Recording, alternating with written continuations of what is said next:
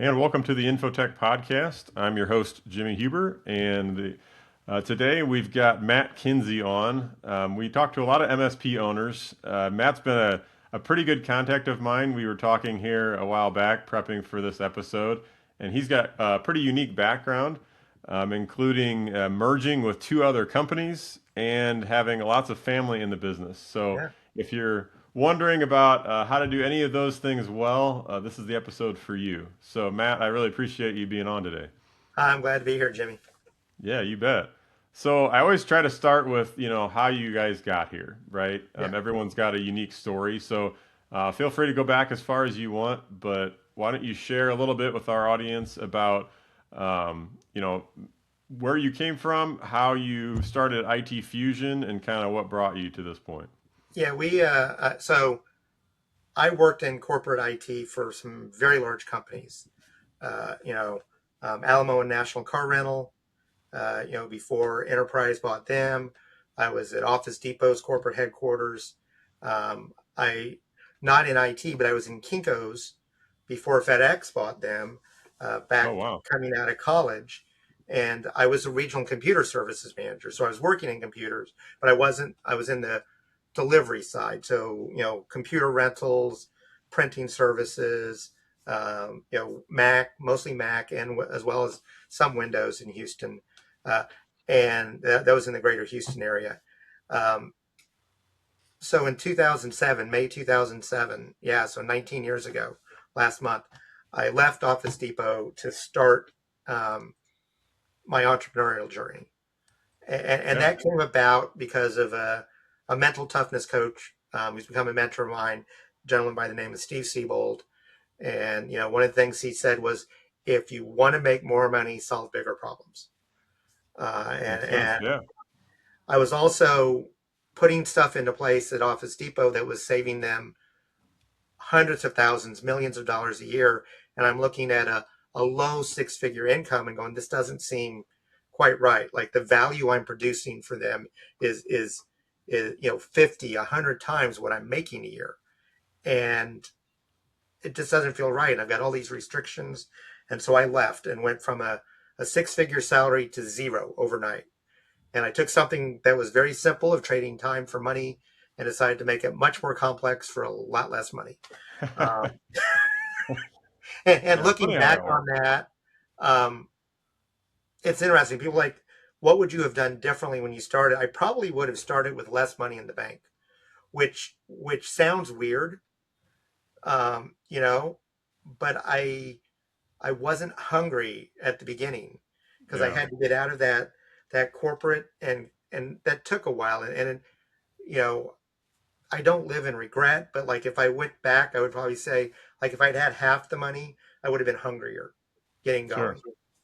Yeah, But those first 10, 12 years, I was uh, I was a lifestyle business. Okay. And I'm not, if you run a lifestyle business out there, I'm not criticizing you at all. Okay. That's a choice that we make. But then around the time of the pandemic, actually, it was right around the time of the pandemic, I was like, I need to build value out of this. And what can I do? And so I started getting involved with some other people. And the company's name was MK Tech Group at that point. And then in about 2 years later, I've been a member of BNI since 2008. And I bring in a lot of business from BNI. And I was the networking working, group. yeah, networking group. I Sure. was working with other IT professionals who had expertise that I didn't have, and I got this idea of like let's come together. And they were both solopreneurs. Neither one of them had any employees. They had contractors they used, people they partnered with on specific projects, but they were solopreneurs. And at that point, we had a four-person team, and we merged.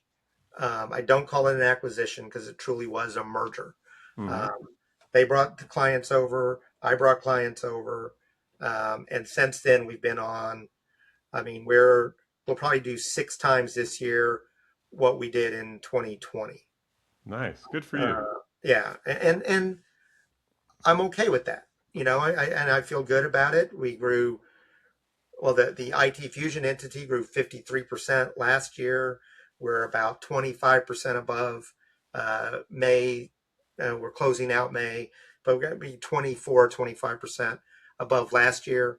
So we've starting to become a substantial MSP, and now we've hit those numbers where they say we're in that top 10% of MSPs. Yeah. We're in that first valley, Hmm. where that first valley of death, between 1 and 2 million, Yep. Sure. where I talk to people, they tell me a couple things. One is the second million is a lot easier than the first. Yeah. But then they say by the time you get to the second million, your business will look completely different. It has to. Yeah. Yeah. You're not scaling the same way as you did Yeah. when you're at What 500K what or you whatever. did what you did to get you to a million, um, some of it's transferable, but you have to learn new things, Sure. and you have to change. And so many people I've talked to, especially when you go look at 1 to 5, and the people at 5 million, you go, so what's different about your business? And their typical response is everything, Yep. Yeah. everything. Like, I'm in the same seat. That's it. Yeah. So how do you let me back up a little bit because you touched on a bunch of stuff there. So you basically merged with three other founders or two other founders? Well, we had three. It was four to begin with. One of them pulled out, which was, Okay. was a good thing, and I don't regret it. I have no ill will towards him. He pulled Sure. out after a while. It wasn't a good fit because he wanted to continue to run a lifestyle business. Sure. I understand Um, that. he didn't So want to how be do you pull together available those 9 to 5 cultures then? Because that's hard when you got a bunch of alphas or type A Yeah. in the room. How did you figure out, roles and all that was just kind of working through that kind of stuff or Well. Part of it was understanding that I was the only one who had significant large company background. So, in terms of putting process together, in terms of figuring out what we're going to do, it made sense for me to do that. Um, Wally, one of my other partners, he's a great business development person, and he brought in our first chunk of customers. And but he also wants to get out of the business. Okay, so he's working on something else, and we're completely okay with that. But he brought his clients in, and we appreciate everything he's done and still does. But we wish him the best with what he's working on now, and hopefully that takes off. He's developing a networking app.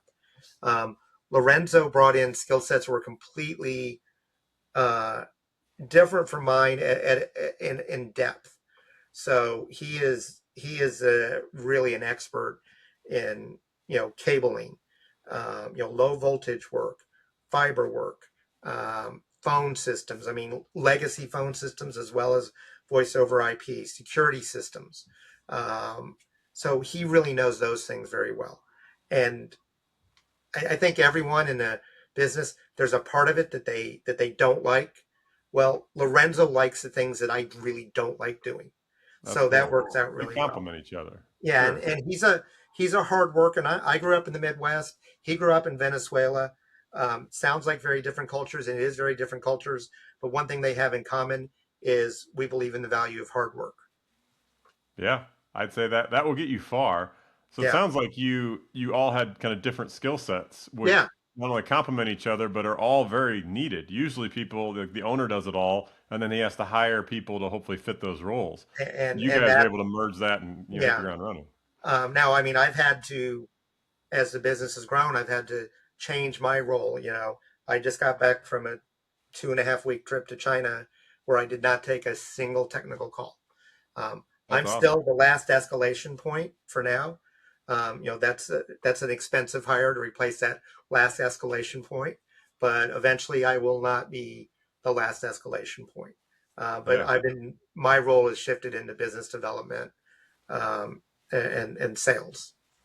Well, that's really cool. So you mentioned before, and I noticed on your website when I was prepping for our discovery call that you've got a couple family members in the business I too. do. I have had, I think at least one other guest that had a similar situation. He would joke that like his daughter didn't call him dad. It was, they're on a Yeah. first name basis at the office. So, Yep. uh, That's me and my son. Yep. okay, so explain how that works because I mean I love my family, but I could never work with them. Like we would clash. It's way too many similar personalities. So to make that work Yeah. is admirable. Look, I love my daughter. My daughter and I would not work well together, but my son and I worked well together. My wife and I work well together. I mean, my wife and I do a lot of things together. We're in scouting together. We're in BNI together. We're in Toastmasters together. So we do a lot together, and we're okay with that. We've worked together multiple times over the years in That's multiple cool. endeavors. So that works really well. She's she's a she's a CS personality. I'm a CD. So we both like things. Um, we both think like things orderly. She You're doesn't like referring to the change as disc much as I profile? do. Yeah, Yeah. she Okay. doesn't like change as much as I do. Um, I love change. She's like, you got to prove to me that we have a good reason to change, and that's Sure. fine. Hold on, I thought I turned that off. Okay, so those are things that we do together and work through. So I'm really happy about that. Um, you know, it took longer for my son and I to figure out how to work together. Mm-hmm. Um, he started part time, and I think every good engineer has this when someone new comes in. Like a month later, they're like, "I thought this was supposed to make my work easier," and nobody wants to talk to the new guy. Sure. Um, and so at first, no one wanted to talk to him. Now they don't even want to talk to me; they want to talk to him. Nice. Yep. So that's a good thing. But as we built the team, we still get some of that. Oh well, I only want Brandon to take care of this. Well, that doesn't work. You might wait a week if you want Brandon to take care of it. So why don't you let one of the other guys try, see if they Yeah. can figure it out? Yeah, it's interesting the dynamics of you kind of get tribal knowledge Yeah, and that kind of gets, entrenched in certain key people. yeah, But yeah, that's really cool that you can merge a bunch of different facets with family and still make it work on the business side because just like any other team, families are all different and they've got different yeah. talents and everything. And yeah, I mean, what do you talk about at Thanksgiving? I mean, if you're working and We living we with we each we, other, like, we try not to talk about work. My daughter doesn't want us to talk about work, so that well, helps. sure, yeah. Um, you know, but she's got two boys. They're almost 9 and 11, Hmm. so that provides a lot of fodder for conversation. Sure. Um, uh, we try not to talk about politics at family events, That's probably just as wise. a Yeah. common. But my daughter gets what we do, and she understands how important it is. But she works with kids. Yeah. She works with developmentally challenged uh, young elementary school kids, trying to help them learn life skills, Oh, and that wow. fulfills her in a different way. Sure. No, that's cool. It seems like you guys are playing to your strengths, across the board, Trying and to. that shows. Yeah. But sometimes you have to learn it. I remember I'm in a CEO accountability group, and one time I'm like, I'm not good at sales, and they're like, no, you're great at sales. You're terrible at marketing. Yeah. Yeah. I think that relates. So that's a good segue Yeah, into kind of how to sell and market in the managed service space. Because I feel like most companies have really good engineers. They're good with fixing problems, and yeah, like once they get clients, they can keep them and grow that way. But yeah, we're notoriously terrible about talking about ourselves, which is basically what marketing is. So what yeah, have you figured out along the way to kind of connect with people that don't know who you are? And engage them in a meaningful way. yeah. Well, I mean, our business has been built on referrals. I can look through my customer list, and I have one, maybe two significant clients that came from advertising or something other than a referral from one of my networking groups or from a customer. So that helps. That puts you a Sure. long way down.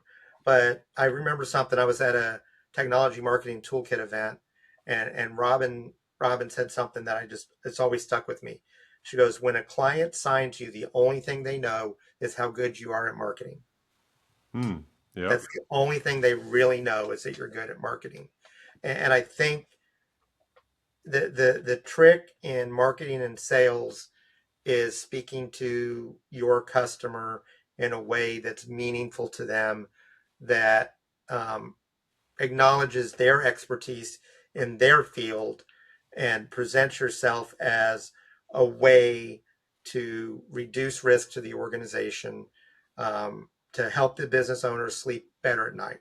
You know, Hmm. there's not a lot of MSPs calling on public companies. You know, we're mostly talking to a business owner, and a lot of times we're talking to the founder. You Yep. know, it's their sweat and tears, blood, sweat, and tears. It's their baby in some ways, their business baby, and I think you have to acknowledge that they're, as especially for us, they're walking that same path you are, Hmm. and they have the Yeah. same challenges you do. Um, it's just that you've got a solution for some of their challenges. Yeah. I think there's a lot of trust that's needed in our industry, and a lot of people, I think, try to skip certain steps in the Yeah. process because they just want the sale. They just want to get there and move on. And it's more of a, I think, a slow burn is, connecting with people, building rapport, actually showing you care without trying to get something immediately because Yeah. people see through that again, anyway. I, And, building the relationship first. Yeah. So like, we do an assessment. I know a lot of IT companies do an assessment. We do a security assessment, and it's a 26-minute call and then a 26 or 46-minute call a week later. And when we try to point things out that, um, looking at the system the way a cyber criminal looks at your system. So Hmm. that's what we try to do. But then when we're presenting that, like one of the things I'll tell them, and I had this discussion with one of my partners. He's like, "Well, we're not charging for that." I'm like, "No, we're not." And he goes, "Well, what if they take and give that report to their IT guy?" I said, "They're in better position." Yeah. Okay. I said, "I'm going to ask them, are you aware of these issues? And why didn't your current IT person make you aware of these issues?" I said, "But if the worst thing they do is turn around and go to your company and say, 'Jimmy, fix this, fix all the stuff that Matt found you're not doing,' they're in a better position." He goes, "I don't like that." I said, "I don't like it, but I accept it, and I'm okay with it, Hmm. you know, Yeah. because they're in a better position." And one of the things I do is, when I'll have an appointment set up, but I'll tell them, "Hey, if I find something really concerning, I know we've got an appointment next Tuesday, but if I find something really concerning when I get the report back, I'm going to call you immediately." Hmm. You know, and I always try to point out things that they can do at no cost, or very low cost. Yeah. Like, "Hey, this is a configuration issue. All you need to do is open a ticket and tell them to fix this configuration." They probably should have done it already, but you just tell them you need this fixed, and that doesn't cost you anything. Well, and you're planting seeds too. Even if they're Yeah. not like hiring you right away, Yeah. in the back of your mind, they're thinking, well, hey, we should have caught this beforehand. He's willing to like give me some answers here without, getting paid or whatnot. You're And adding collateral to that relationship, I feel and like. And, without making them feel that they're bad, sure. that they're Yeah. negligent. It's Yep. like, if it is something negligent, I'll point it out in a way, but usually it's not a negligence thing. Yeah. And I'll point out, I'm like, "Hey, I just had one a couple weeks ago." I go, "Look," I said, "Yeah, we got some problems here." But I said, "But they're patching." I said, "I normally don't see patching that's this good. They're Hmm. doing a really good job patching for you." Yeah. And so I'm going to tell them what they're doing well as the gaps that they have, because it builds credibility, it builds trust.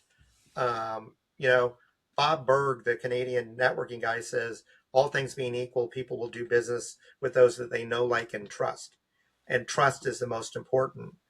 Um, 100%. Sure. yeah, Well, you're appealing to the emotions. I mean, yeah, we picked up a client a while back and, bidding against other competitors, similar offerings or whatnot, trying to yeah, differentiate.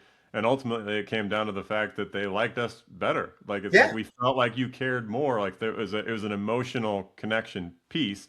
Now, hopefully, during onboarding, we'll show them, we are better and like there are a yeah, lot of things, but you can't get through to that. And people don't buy on logic. They might yeah. reinforce what they're feeling with some logic, but it's all emotions.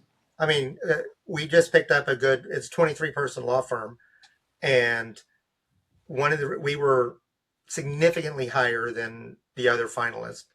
And one thing that the consultant who was working with the owner told us was, "I told the owner that if something went wrong, I wanted you in my corner."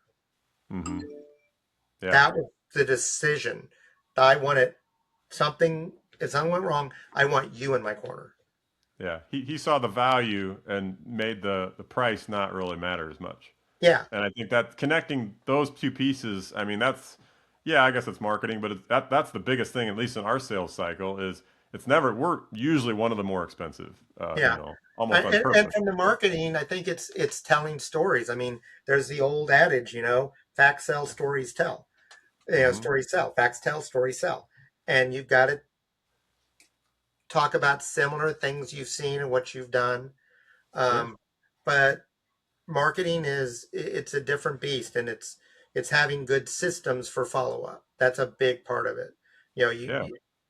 I don't know how an MSP operates without a PSA, without an RMM, and without a CRM to follow up with leads and make sure you don't lose track of leads. Well, they don't operate well, I'll tell you that. I mean, Yeah, we're all a bunch of humans, and AI tools can help in some ways. I mean, that's the buzzword these days, right? But I think a lot of times people will abdicate and they won't realize that they're just tools. You have to have a yeah. process in place to be enhanced. You can't just try to replace it and oh, everything's going to be fine. So, what other trends do you see, I guess, these days? Like 2026, it seems to be all AI. There's some cybersecurity concerns, I think, around Yeah. that. Oh, What are you absolutely, seeing from absolutely. your customers? What are you recommending? What are the things that are top of mind? Also, what I'm seeing is an increasing awareness around cybersecurity. Conversations that we were out on the edge 5 years ago trying to beat the drum. The customers are coming to us with those conversations now. Sure. So that's it. I don't. I We just picked up a law firm, and something I said during a networking presentation, she went, "Oh my God, we're exposed." Hmm. Yeah. We're exposed because she was just like, "That's us."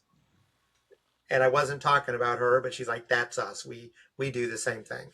So Yeah. there's an increasing awareness for cybersecurity, but because of especially over I'd say the last 6 years, the increase in cybersecurity, we're going to start seeing downward pressure on pricing. Mm-hmm. We're already starting to see it a little bit. Sure. Um, it's getting more commoditized. Um, and that means as an MSP owner, we've got to figure out where the value is. And the value is in risk management, the value is in compliance. That's where the value is. So I think if you're an MSP owner out there and you're not looking into compliance, even cyber insurance compliance, um, FTC safeguards, HIPAA is a tough one because most of the doctors have made up their minds one way or another. But the Yeah. FTC safeguards rules are new. Sure. American Bar Association just recently, not I guess not recently now, but they updated their guidelines. You know, CPAs have to have cyber insurance from the Graham Billings Leachley Act. Sure. CMMC, if you're in the Department of Defense, and all indications are that CMMC is going to be extended to the entire federal government. So if you're doing any business with the federal government, you're going to have CMMC at a various level, Which would be a depending good on the thing. Yeah. relationship. Sure. Yeah. Are you the one that told me about the standardized book? Yeah, yeah. Bruce McCulley wrote a book called Yeah. Standardized. Kind of So I right I in our read wheelhouse. that in the last 2 days, and Okay. I'm immediately telling my CEO to like, hey, we need to do some of this stuff Yeah. because uh, doing the compliance as a service as not a project, but as an ongoing piece on top of Correct. managed services, which is from that book, what I learned was it's basically cyber only the practical steps that actually make it work, not just checking a bunch of boxes, which is Well, what most it's people care about. so what I would say is internal auditors make great compliance people. Hmm. Security engineers make terrible compliance people. Sure. Okay, because the security engineer is sitting there going, "What's the best solution?" Right. Okay, the compliance person says, "What do I have to do to reduce business risk to demonstrate that we're doing what a reasonable business owner would do and that we're complying with whatever set of standards we need to comply with? You know, Sure. whether it's SOC 2 or HIPAA or FTC safeguards or any of these ISO 27001, any of these standards, what do we have to do?" And then when you get those two in the room together, you know, the compliance person goes say, look, if you choose one of these 5 products, you're going to be compliant. And then the engineer can go, okay, well, of these 5, this one's the best fit for us. Mm-hmm. And then Yeah. that makes a really good connection. But it's, I remember a conversation I was having, and when I realized I made that mindset shift from security to compliance, because I was talking to a vendor and he's like, ooh, I said, well, can you do this? He's like, well, no. I said, well, then I can't use you. Yeah. He's like, well, Yeah. why I not? mean, it it cuts to the quick of I think what most business owners actually care about. They want their business to be protected. They don't want liability. I mean, we Mhm. went through 2 breaches in the last 18, 24 months where we had to deal with insurance. Fortunately, it was Yep. covered. Yeah. But all these things like came up, and it's like, we thought we had an MSA that was covered, and we were, but Right. like you don't realize the holes that you have, and just because somebody signs off on something, that doesn't mean like an insurance claim is going to be honored. I Right. think that book mentioned 44% of cyber claims are denied. Like Denied or what? it's 50, over 50% are denied or underpaid. Yeah, yeah. I You mean know, and that scares you to death because one of those instances, I mean, it'll put you out of business. I well, mean, yeah, and the most common reason is somebody checked off a box that they didn't understand what it meant, or they just checked off the box that said MFA. When I send a note back to our clients, I'm like, okay, MFA, check. Now they've gotten more, the insurance companies have started getting more sophisticated and there's more boxes now. hmm But it just says MFA. I send a note back says we have MFA on these systems. We do not have MFA on these systems. Okay, so I tell them like, okay, our global administrator has MFA, our domain administrator has MFA, but the current user at the desktop doesn't. If that's the case, okay, we're not doing MFA on desktop logins except for administrators. Now, if they accept that, then they come back. You're like, we told you, yeah, and you accepted the policy. But it's auditors, whether it's an insurance auditor or a standards auditor, they don't care what you do. They care what you can prove you do. right. It's all what if you didn't document it, it didn't happen. Your Correct. your word is worthless in a court of law. I even had one. It was a little ridiculous. An eye doctor had switched from a peel off stickers sign in, which is perfectly okay under HIPAA. That's perfectly legitimate way to do it, to an iPad. Okay, which is a more secure way to do it. They Sure. didn't update their documentation. So the auditor came in and goes, where's your peel off stack? And he found a deficiency. And we had to respond to it. Now, fortunately, there wasn't any fine or anything, but we had to respond to it to say, yeah, we switched. We hadn't, we said that the document is under review, which was Yeah. actually true. It just hadn't been signed off on by everybody, that we now Sure. used an iPad for sign in. Yeah. Yeah, it's wild. And I think those pieces are only going to become more relevant with AI taking over a lot of things because Yeah. security is going to just it's running wild right now, it seems. So, Yeah.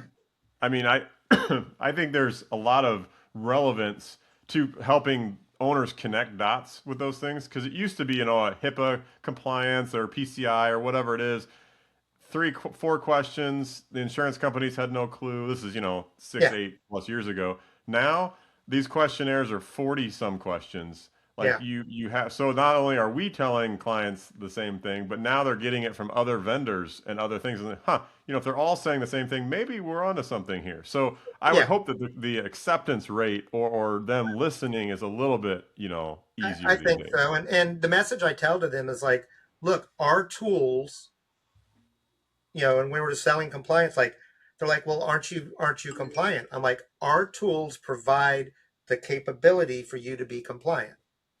Yeah. Okay, that's 20%. That's 15% or 25, depending on the standard. It'll, vary a little bit. I said, but somebody has to be your security officer. Yeah. Somebody So has to own it. if you don't want us to own it, who's owning it in your office? Sure. Okay, and who's going to document all these things? And then they're like, oh, well, I don't have time to do that. I'm billing out at $450 an hour, 500, 600, $700 an hour as an attorney. And I'm like, well, it's Oh, going to cost wow. you this. And they're like, oh, well, that's 4 hours. That's 4 hours of my time. That's 6 hours of my time. Okay, yeah. I'd rather spend that 6 hours you doing that and pay you this so I can go build that. Yeah, the opportunity cost is there. Yeah. Yeah. So No, those that's are conversations. yeah. I'm excited to see where that goes in the next 12 to 18 months because yeah, it should be a lot easier to get people to get on board with those things. Yeah. Um, what do you see that you might be struggling with this year? I know a lot of people like I I don't plan to know everything. I'm definitely no expert myself. What do you struggle with? What are some challenges that you have, as you kind of continue to scale? I think as you continue to scale, the number one challenge is keeping your team culture. You know, Drucker said culture eats strategy for breakfast Yep. or lunch. I don't remember, it was breakfast or lunch, one of them. Yep. You know, and that is so true. Your culture is important. And when we hire, we have a culture document that we send out that explains who we are, how we operate. Mm-hmm. Um, Sure. and it's like statements about documentation, statements about how we view it. It's not just how you document it, but what's our mindset about those things, Yeah. and that's important because I'm more concerned about the mindset than the mechanics. um, I can Well, it's train incredible that you technical wrote them skills. down too. I think a Yeah. lot of people say, "Oh, we have pillars, integrity, and all this stuff." It's like, well, what does that mean? Well, So so I was on the board at Toastmasters International, and they have four core values: integrity, respect, yeah, service, and excellence. sure. While I was on the board, we wrote sentences and short paragraphs about Hmm. what each of those means and Nice. how we do it, because we're a global organization and integrity means different things in different cultures. Sure. So it's like, who are we? And it's the same thing. I go to respect. Okay. We had a discussion one time about, if we show respect, does that mean we're inclusive, or do we need to add that as a separate one? Which Mm. that's a great discussion to have. Sure. And so I think those are discussions you have to have in your company. um, Yeah. the other thing is just getting your processes standardized. Hmm. Okay, so now there are great tools if you use IT glue. Yep.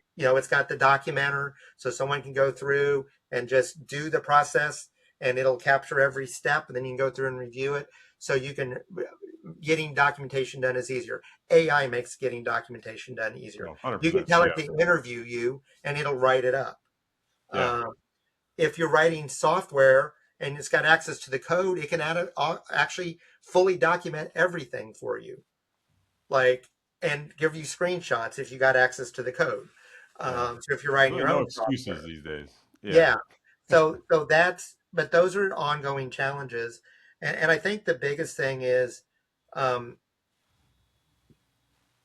it's something we've struggled with, is when do we say no to an opportunity? Oh, yeah. Sure. Okay, and it's not just about minimum. Some people are like, oh, we got a minimum monthly billing or minimum number of users, Hmm. and there's some truth to that, you know. But I mean, I've got a 5-person company I work with that we're billing $3,000 a month to. And if I said, well, we had a 10-person minimum, you know, I Sure. wouldn't be doing that. And guess Yeah. what? They're actually pretty easy to deal with. Um, you Well, know, you're probably crushing it for them too. Like they might be paying a little bit of a premium, but hey, if yeah. all their stuff is working and you guys are helping them grow, And they have to do these compliance things to keep a contract they have. sure. That's a very significant contract. So Yeah. it's a small percentage of what they're gathering for that. Yeah. But those types of things. But you know, I think another thing I'm personally struggling with is I'm a starter. Okay, Hmm. I love starting things, and I'm already like, okay, what do I start next? My team is going, stop. Yep. Like, don't start. I I went can to relate. Castella Connect, and now I took one of my senior engineer, my son Brandon, and he told me, and I don't think he was joking. He goes, if you buy any new software, I will kill you. It's shiny object syndrome. Yeah. And now then he came to me on day 3 and goes, we need this. Okay. And I'm like, okay, but then I said, okay. He goes, no, here's the business use case. Because that's the question he'll ask me. I'll say, well, I'm looking at this. Well, what's the business use for that? Mm-hmm. And so he's getting it. He's like, I don't want just another tool. And so Yeah. we're reducing our tool stack right now with um, with automation. We're a Roost partner. We Nice. love Roost. We chose them over the other competing products, Mm-hmm. and so we're just doing more. He's spending a day a week just working on Roost stuff because I can't afford someone full time. Sure. Um, That's cool. Yeah, you know, Roost is the automation tool that if you have a process, you can basically eliminate most human steps yeah, and and human error. they've got built in. So, for example, onboarding with an Office 365, my level one tech fills out a form, and we're actually beginning to test it, giving it to the customer to fill out the form, and then we review it and we hit submit, and everything happens behind the scenes. That's cool. Yeah, that's got to save a ton of time.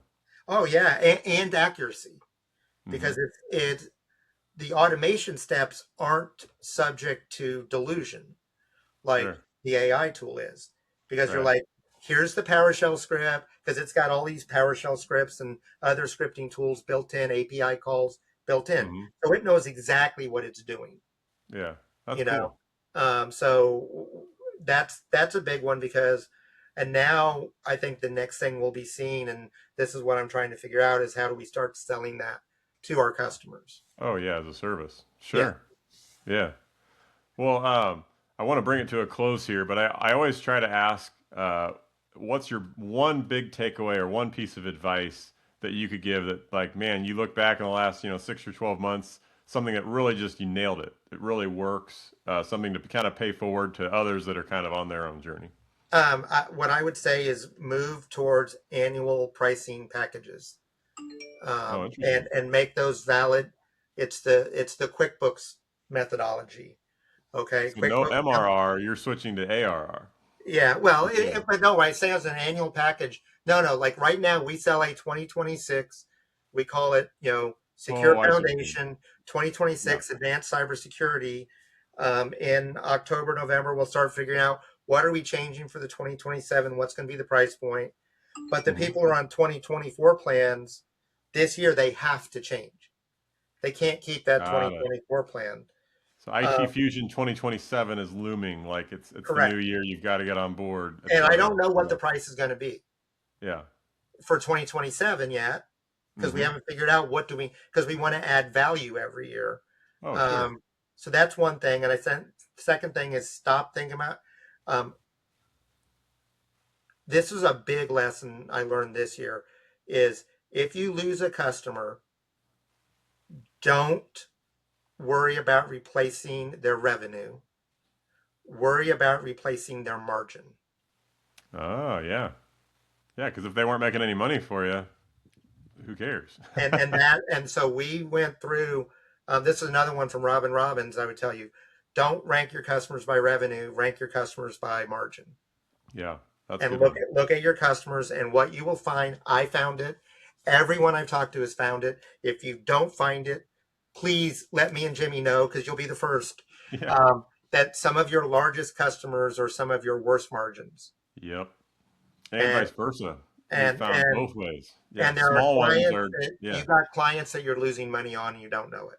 yeah, yeah. You got to audit yourself. I mean, we're in True Methods, the Yeah, True so Pair wait. group. Yeah, and Gary Pika, they preach that. The MRR evaluator and all that. And yeah, I think there's a lot of pieces there that are super essential. But Yeah, um, I've really enjoyed talking to you, Matt. yeah. I think you're really a down to earth guy, and so I try hopefully to the be. listeners. I mean, there's a lot of tidbits there that I'll try to summarize in our show notes as well. But just for someone who maybe really resonated with you and wants to reach out, what's the best way to get a hold or contact you? Yeah, my email is Matt at itfusiontech.com.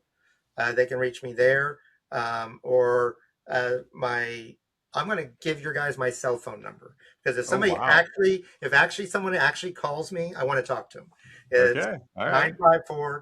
954-778-0598. So 954-778 0598 and tell them you saw me on Jimmy's podcast, Okay. and then I will definitely take your call. All right. Well, I'll put that in the show notes too, because people are reading through as people click on these. But yeah, that's gutsy, Matt. I don't know if I'd put my cell phone out there like that, but that just shows your character and how much you I value might people and regret it, connecting. but I doubt it. Yeah, yeah. Well, again, I really appreciate your time, and yeah, maybe we'll have to have you back on. I mean, this series has taken off a lot more than I thought. Good. So there's going to be, I think, seasons that we break up. So we'll see how that goes. But yeah, we really appreciate you being on, and it's been a pleasure. All right. Thank you, sir. You bet.